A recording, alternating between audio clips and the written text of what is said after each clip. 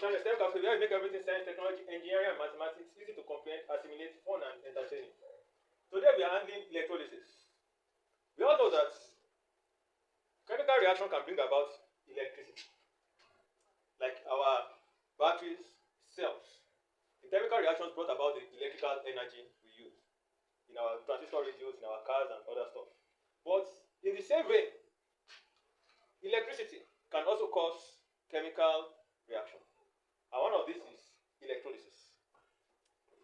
In electrolysis, there is decomposition of chemicals. Chemical decomposition takes place. And this is mainly caused by direct current. If you look at it, in our cells, in our batteries, what kind of electricity is produced? Direct current. And alternating current, will reverse. So as it causes the reaction, it doesn't have any net effects. So another thing we observe is that this can take place only in liquid form. That is, either the chemicals are molten or dissolved in a solvent. So in short form, electrolysis. This is the chemical decomposition of a compound brought about by a direct current. Please take note of this word, direct current. First thing is chemical decomposition, fine. Brought about by direct current, passing through either a solution of the compound, that is, when we dissolve it in a solvent, or a molten compound. So this shows that it must be in liquid form. Now, I want us to look at another thing, and that is electrolytic cell. How is it set up? Let's see. Now, before we go deeper, let's look at some terminologies, and let's look at a diagram referred to as electrolytic cell. Electrolytic cell, this is an assembly of two electrodes in an electrolyte and is connected and is used for electrolysis of substance. Now, what are we saying? These are the electrodes. They are passed into the electrolyte. And the electrodes it's not just passed into the electrolyte. They are connected to a power source, battery. And it is from there that we'll be able to know this one is cathode, this one is anode. That is, this one is positive, this one is negative. If you look at the negative, the electron will flow through the negative into the electrolyte. And this is connected to the positive side of the battery. Oh, sorry. This is connected to the positive side here. And this one is connected to the negative side. Because this one is going to take the, what's it called? This is where the electron will flow out through. So let's look at it. Anode. Positive electrode by which current enters or electron leaves an electrolyte. You can see anode. I always like to talk about the flow of electron more than the flow of electricity, because we are much more concerned about the electron. So through anode, electron flows out of the electrolyte. And through cathode, by which electron enters or current leaves the electrolyte. That is, electron will enter the electrolyte through the cathode. Please take note of this too. Anode is positive, cathode is negative. Anode is positive, cathode is negative. And the two of them are called electrodes because they are the rods, or let us say conductor. Or it can be rod, it can be coil. Even sometimes you have it as liquid if you have mercury. By which electron or currents will be passed into the electrolyte. And electrolyte is the liquid that you want to decompose. As we have talked about electrolysis. Electrolytes can be molten or solution. Now, electrodes, this is electrodes. Electrodes.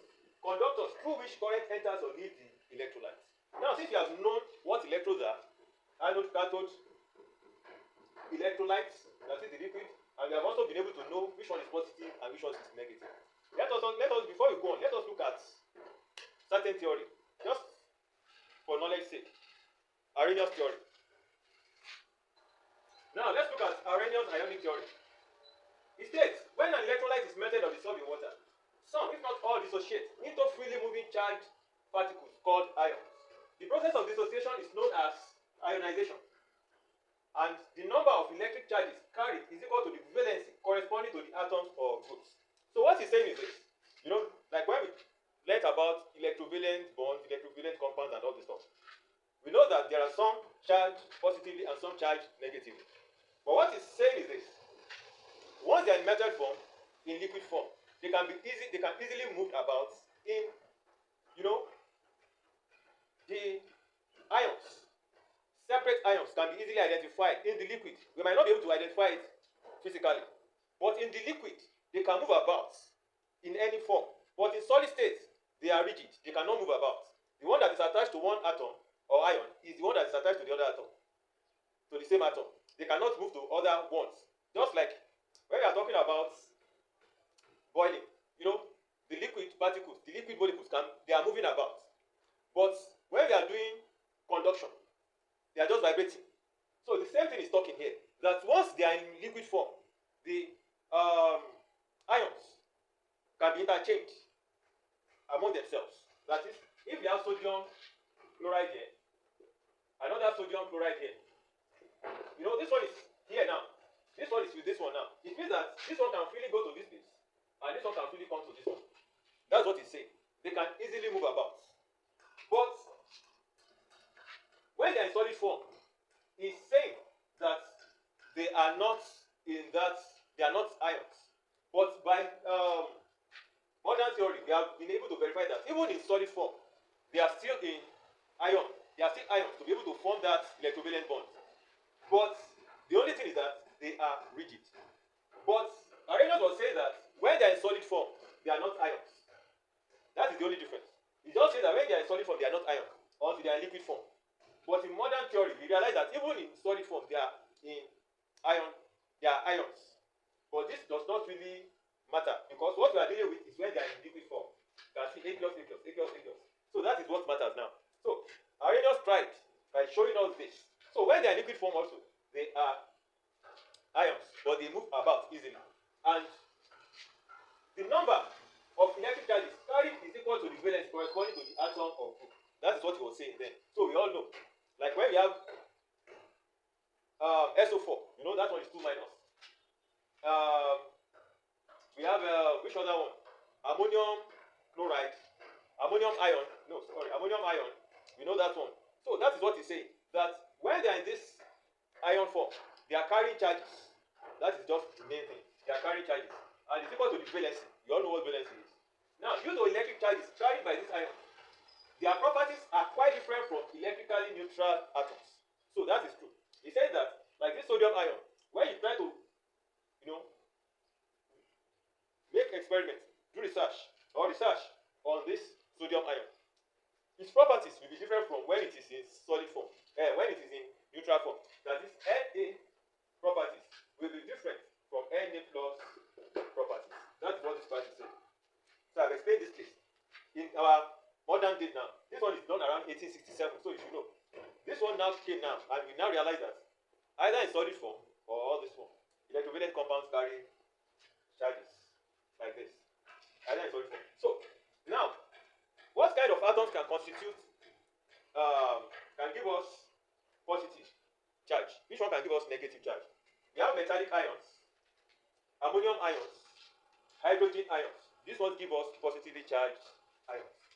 Non-metal ions, generally like chloride ions, sodium, nitrogen ions, and hydroxide ions are negatively charged ions.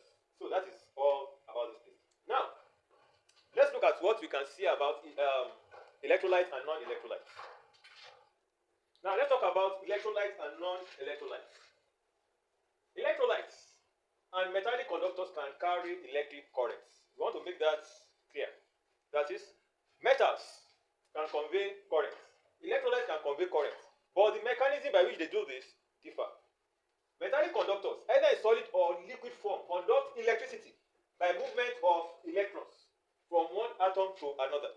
That is, in metals, conduction of electricity is done by movement of electrons. Please take note of that. But in electrolytes, conduction of electricity is taking place only when they are molten or dissolved, that is in solution, by movement of its ions. So you can see, you have to say the difference between metallic conductors and electrolytes. Metallic conductors can be solid, liquid, or any form. But electrolytes can only be in liquid form. Metals conduct electricity by movement of electrons. Electrolytes conduct electricity by movement of ions. And at the end of the day, there is subsequent reaction as the electrodes. There is subsequent reactions as the electrodes, either oxidation or reduction. Now let's look at what we can say about electrolytes. You can see the topic is mainly electrolytes and non-electrolytes. Electrolytes can be in different degrees. We can have strong, weak electrolytes, and we can have non-electrolytes. Now let's look at strong electrolytes. Conduct large currents since they are composed entirely of free moving ions, e.g. NaCl. You can see it is strong electrovalent compound, and when it is dissolved or molten, they are mainly ions and they can conduct large electricity.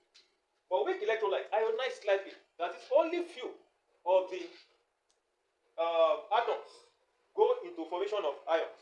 Not all of them will form ions, and so they do not conduct electricity readily.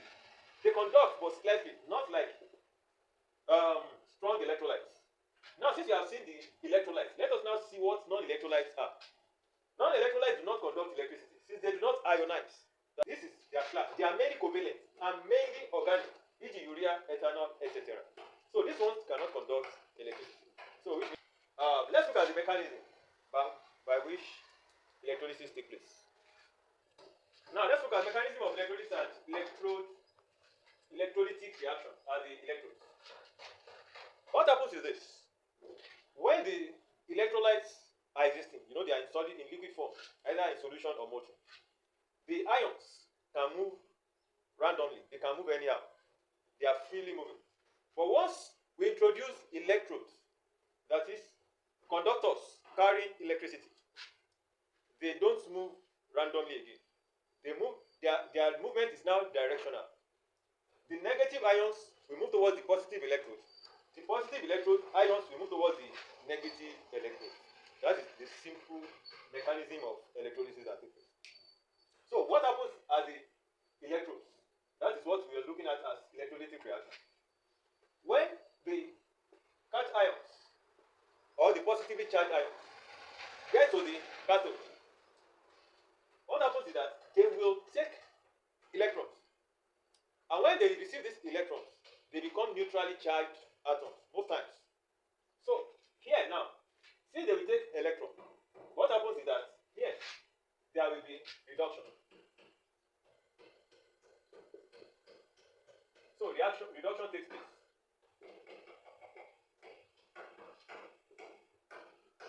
Positively charged ions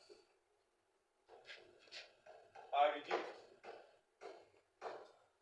by taking electrons.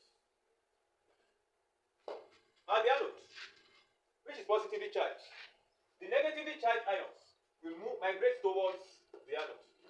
And when they get to the anode, they will release electron. And when they release electron, oxidation takes place. So what happens is this. Anode reaction. Oxidation takes place. That is increase in the charge. Then negatively charged ions release electrons. So they can become neutral atom, or they form lower valence ions. So here we have said that oxidation takes place. That is it. So for different electrolytes, different kind of reaction takes place, and different products are given off. Now, when we have molten electrolytes, that is electrolyte that is formed by melting, we can easily say, okay, this will be the product. But when we have them in solution, when we have it in solution, we are going to have that electrolyte and water, because it is dissolved in water, and water also conducts electricity. So most times there will be a kind of competition between the ions from water and the ions from the main electrolytes as the electrodes. So the electrodes will now look for which one to handle, which one to assist, which one to work on. And this leads us to the next chapter, which is preferential, and that is preferential discharge of ion. Preferential discharge.